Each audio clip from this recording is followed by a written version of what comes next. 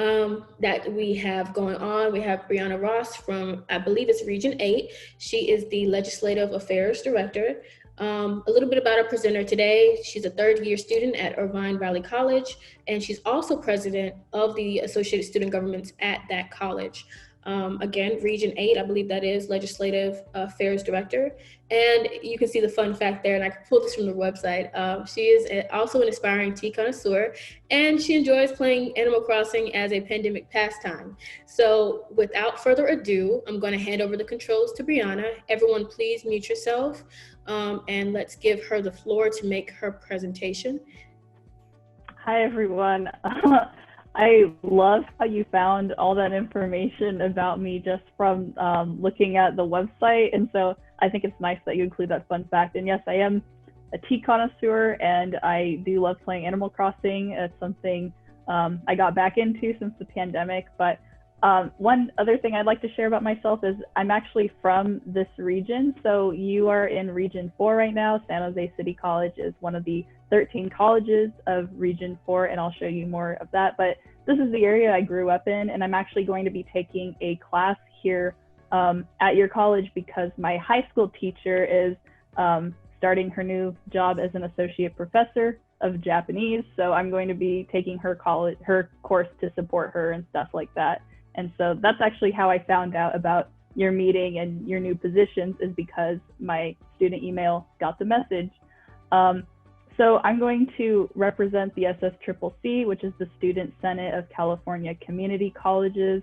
And this is basically, there's kind of an upside down triangle of how the students' voices are raised throughout the state. And that starts with the students being the most prominent form of representation. And then it goes to your student body associations. And then the way it usually works is either the president will serve as a delegate. So that would be your president. She can serve as a delegate to represent the region, or you could even appoint a delegate from your student body association, your ASG, to kind of deal with state affairs and stuff like that. And then that all comes back up to the 20 people that are directors. So like there's a regional affairs director, and there's a legislative affairs director, which is myself. There's 2 per region. Your region is completely vacant, so there's a lot of opportunities for leaders to rise up and kind of take on that task. So I'm going to be going to, or next slide, please.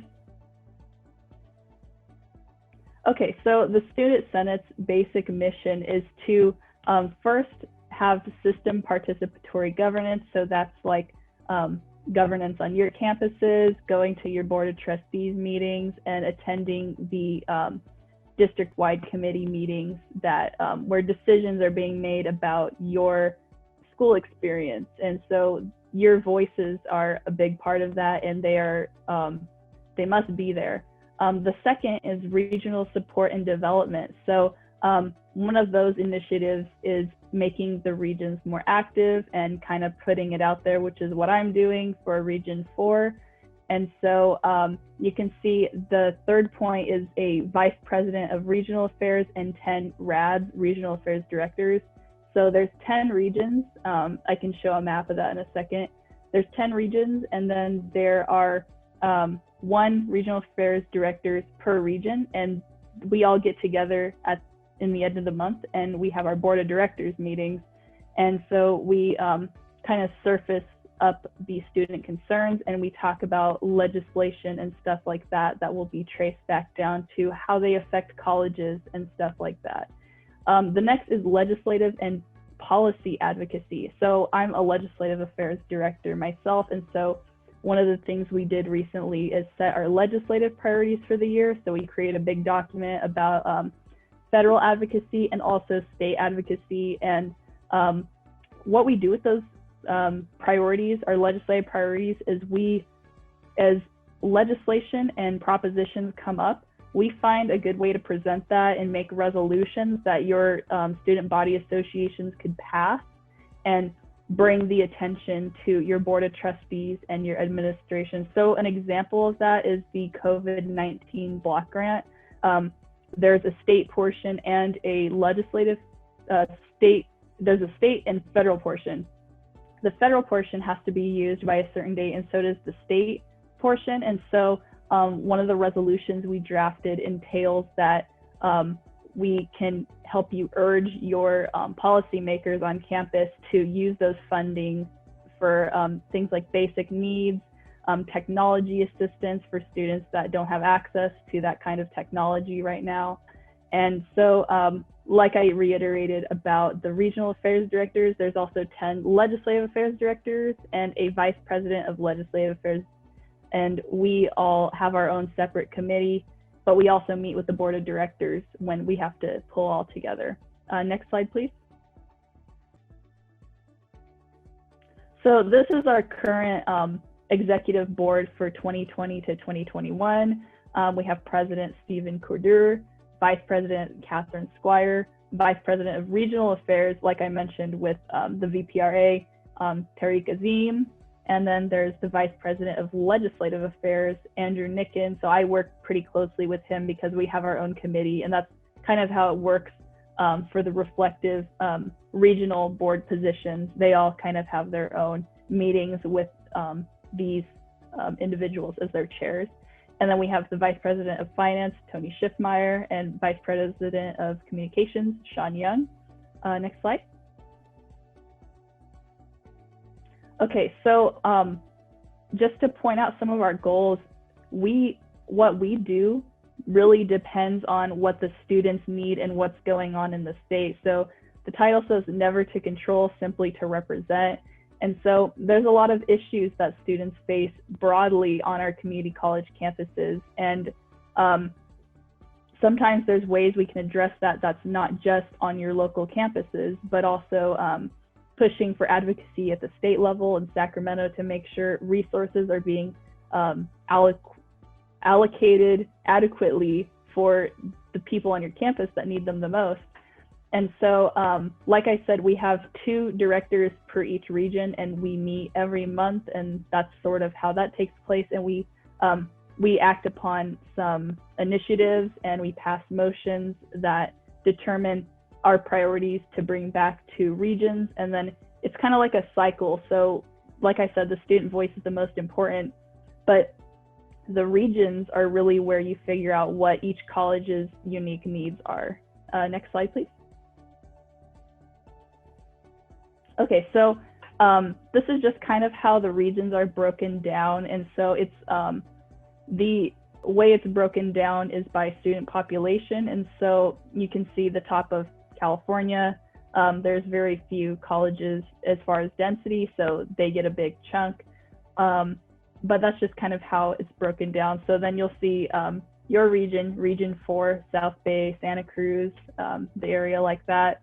And then I'm currently attending Irvine Valley College, which is in Orange County. So that is what makes me a Region 3 executive member. Next slide. So then now you'll see all the 13 colleges that are in your region. So there you are, San Jose City College. And in my opinion, you have the nicest logo. You can see like the circuit board because lower Silicon Valley, stuff like that. And so we always get into arguments with the board of directors on who has the best logo. And like, even I think that yours is better than my region's, for example. Next slide. So you're probably wondering, or like, how can I get involved? Like, what's the first step? So the first step usually is pick a delegate and join us in a meeting. So right now there is no executive board for Region 4, so there's no meeting to attend, but you can still, all our meetings are open to the public at the state level. So right now, tomorrow we have a regional affairs committee meeting, and then on Sunday we have a legislative affairs committee meeting, and I will be at both of them, and you're welcome to chime in as a public comment or even just observe, and I can include information in the chat afterwards as well. The next slide. Okay, so I mentioned the word delegate, but you might be wondering what does a delegate do? So a delegate is one person selected from the student body association. That could be the president, and by default, usually the president of your ASG would be serving as the delegate. But in some cases, you might have a specific position in your student government system that sets aside a position for a delegate. So like at my ASO, or my student body association, we recently established that position. And so during our election, someone will run for that, and then they will later be appointed the delegate. And there is going to be monthly regional meetings. And so that's put on by the regional affairs director. And there's some other positions that I'll get into later that kind of manage the region and communications and stuff like that. But we actually just finished Region 8's delegate assembly.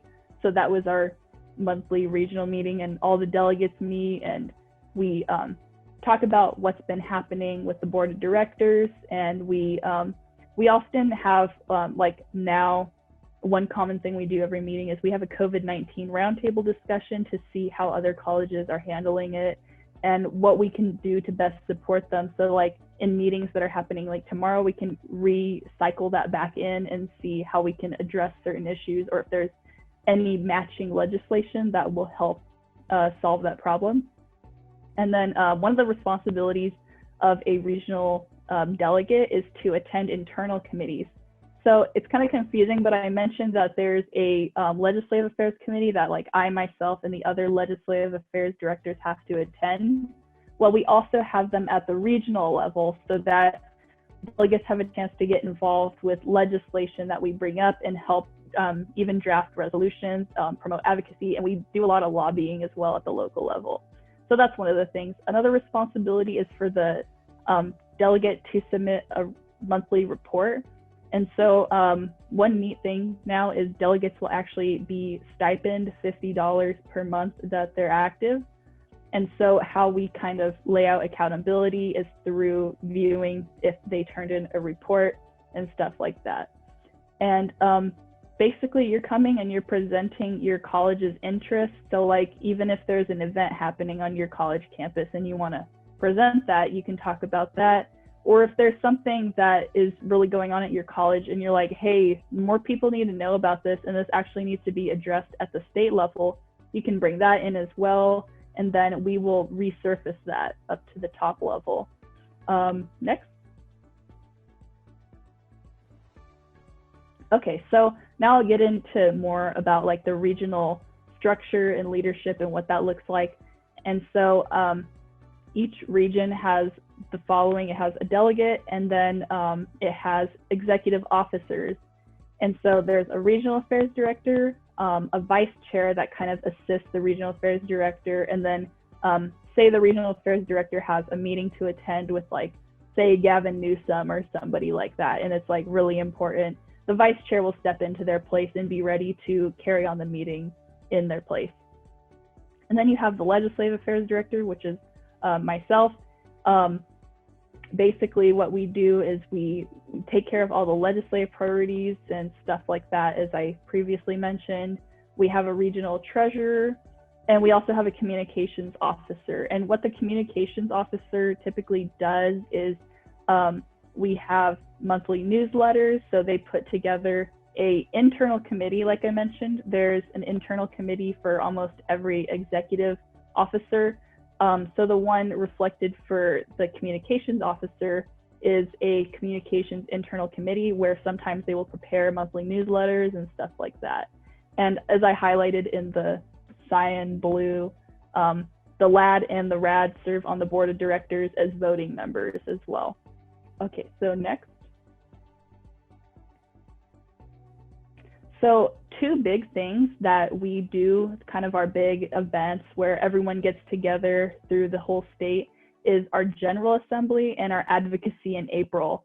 So our General Assembly is the, I mentioned there's a Delegate Assembly, and that's something monthly that your region would put on. But at the state level, we would call that a Delegate Assembly, and all the delegates get together and we take all the resolutions that we prepare from now until March, and we pass them, or we just take a vote on them for the General Assembly.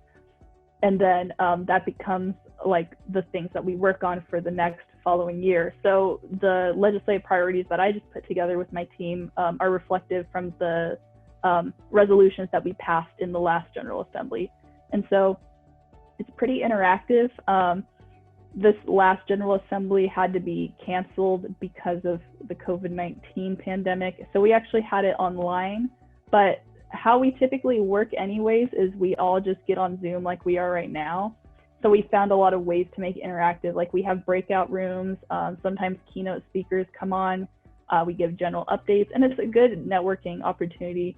It's a little more difficult now that we're doing everything online, but in person, it was pretty interactive. And we, the location of this one is to be determined just because we don't want to say if there's a location and then come time we have to go online, but there's the possibility that things might get better, so we just like to leave it open. The next is the advocacy in April. So I put at the bottom, it's formally called the March in March, and that's pretty much what it is. We would actually all fly up to the Capitol and we would go and lobby the officials with our priorities that we laid out in the General Assembly. So that's why it's called the March in March, but we were worrying that when March comes around, we may not have the ability to all be in person like that. So that's why we pushed it to advocacy and rebranded it advocacy in April. Next. So kind of in summary, what we do is we turn student ideas into California law. And then you'll see like how the arrows trickle. And then a major component to just regional is you get to collaborate with your neighboring colleges. And like that's some of what I'm doing right now with you all is because like I like to reach out to other colleges. I like to connect with other ASG presidents. And even though you're not my neighboring college, you are my neighboring college because I am living in Region 4 right now. So it's nice to see my community again. And even other colleges, like when we are all meeting in person, sometimes we would have like a shared day of service where we do like a food drive, clothing drive, stuff like that, or even go around town picking up trash and stuff just to make everything cleaner. And one of the big things about the SSCCC and why the involvement is important is because you actually can find out how legislation is going to affect your colleges. And so I just reiterate that there's an accountability component. This is really a way for students to have a voice because we're often limited in the things that we can do about things that affect us. And so our lobbying efforts and our presence during like marches and during meetings, it keeps our officials accountable, and we really have to keep them in check to make sure that we're not being left out of the conversation. The second component is representation. So student voices must be heard at the state level, and this is the outlet for it. So like we are an entity, we're quite large, but the SSCCC really is there to support you and to help you get up to the top and like get meetings with officials and bring your concerns back into the legal sphere so that like things that affect you are being talked about and you're not being left out of those conversations. So that's all I really have to present. I can open it up for questions if there's any questions as well.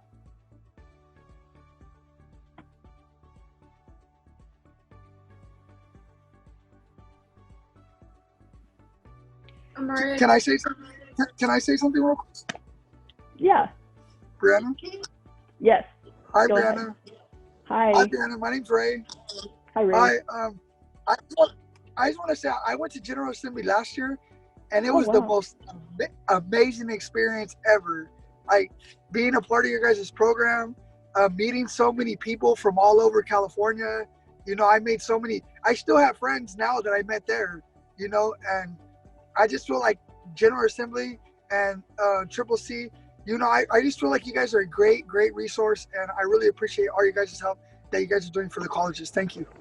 Oh, thank you so much. I'm so glad to hear that. Like, it's really good to get involved with General Assembly just because of the reason, like, you're going to meet so many people, like, especially during right now, like, I haven't been able to talk with my friends as much, but, like, all the people in the SSCCC are generally really nice, and we all like hang out on Zoom a lot and stuff like that.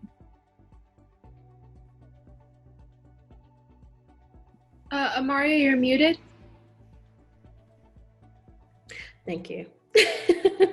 I did have a question from the chat earlier, and I have two from Manushi. So the first one is the, I'm assuming it's SSCCC equivalent to the UC Student Association? Yeah, we actually work in collaboration, more like in tandem with the UC equivalent and also the CSU equivalent. And we're actually having there's something called the Battle of the Ballot. We're competing with them this year, but we all kind of do the same thing. We have the same purpose. Awesome. And then another question from the chat says, are there any, and this is from Manushi as well, are there any standing campaigns? Oh, I think you cut out. I can't hear you anymore. Okay. What about now? Can I get a sound check? Oh, Yes, my internet's unstable. Okay. Oh. Sorry, guys. Matter of fact, Manushi, you want to go ahead and ask it? Yeah, sorry, I was in my kitchen. I just wanted to know if there's any standing campaigns. When I was in UCSA as an undergrad, we had obviously Get Out the Vote is something that happens every year.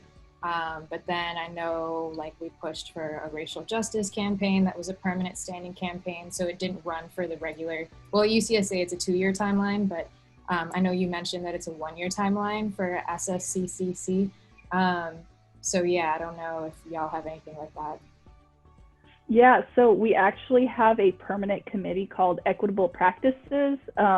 My regional affairs director, he is on that. And then we have our own external committees that we have to join as board of directors. And so that's one of them. And we've actually been holding town halls recently to really find out what people of color and students of color need in their campuses. And so our last one we had was August 4th. And so what the Equitable Practices Committee did was take those experiences that students have mentioned to us and kind of formulate an action plan. And that action plan was actually presented this morning around 12 o'clock in a town hall. And it will be recorded, so I can give you the information for that if you want to see that. But yeah, that's definitely something that exists, and we're pretty, we really do work for those efforts often. So that is there. Okay, thank you so much, Brianna, for presenting today to our students. So you mentioned that you dropped some links in the chat. So if they want to get in touch with you and if they have follow-up questions, we will be appointing people to positions in the coming future. But if anyone wants to get in contact with you, can you share with us how to do it and then later just drop it in the chat? Yes, I'm gonna, I copied a whole bunch of links that I'm going to put in your chat.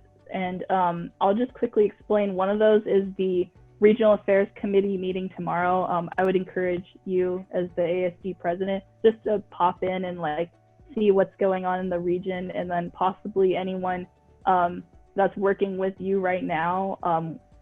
How we work with unactive regions is we hold special elections, and then you can then run for regional affairs director, stuff like that. Pretty exciting. Thank you for that. While you're posting those links, which I'm excited to see, everyone don't worry about if you can't get them all. We will be posting some follow-up in our minutes from our meeting today. But Juan, did we have a representation in the previous year? Was it Michael, or did this go vacant? It was Michael. Okay, so in the previous year, anyone who's familiar with Michael Maker, who was our former trustee, this was something that he did. So I'm going to see if he'd be willing to give you guys any advice for anyone who wants to be appointed. If it's not me, if our new student trustee wants to be appointed to this, we'll see if we can get in contact with him. And then also in the chat, there is an email to follow up with Brianna Ross if you have any questions. So everyone, that was our presentation. Thank you so much, Brianna. We were so glad to have you a part of our meeting today.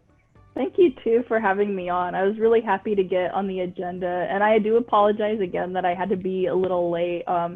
we just had a presentation from the band of voters, and so that took quite a while. So thank you so much. We completely understand, and we're a flexible group. So thank you. So thank you.